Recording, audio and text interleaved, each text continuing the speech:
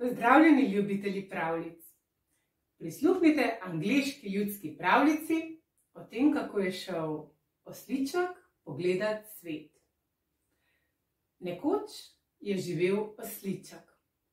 Rodil se je v nedeljo in pravijo, da je to prav poseben dan.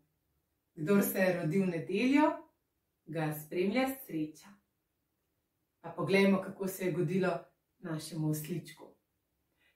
Nekega dne je pogledal skozi okno in je videl, kako lep je svet.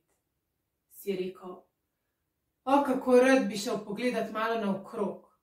Samo do prvega ovinka bi šel, čisto malo, samo da vidim."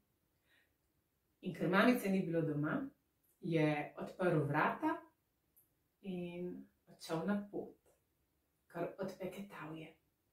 In je hodil in hodil, na vse strani je gledal, je hodil in hodil, do prvega ovinka je šel, pa ga je še naprej neslo.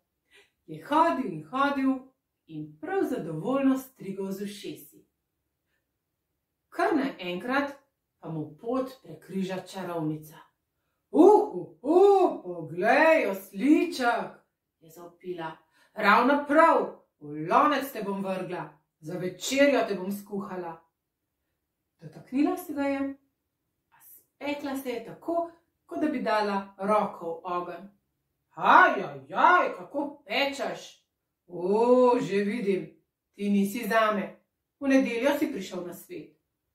Ja, v nedeljo, je rekel osliček. In cika caka, odšel lepo naprej. Spet hodil in hodil, pa sreča divjega moža. Poglej, osliček, je bil zadovoljen mož.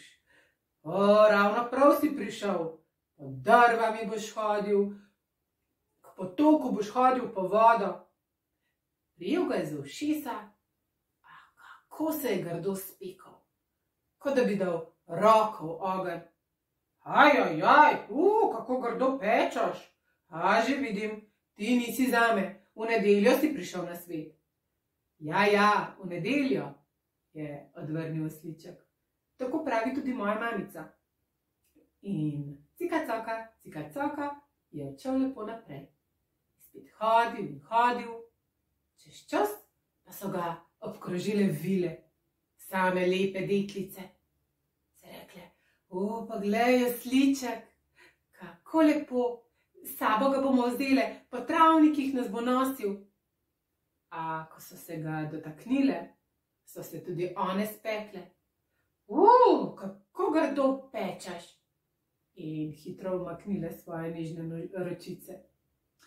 Ti ne greš z nami. Ne, v nedeljo si prišel na svet, so rekle vile.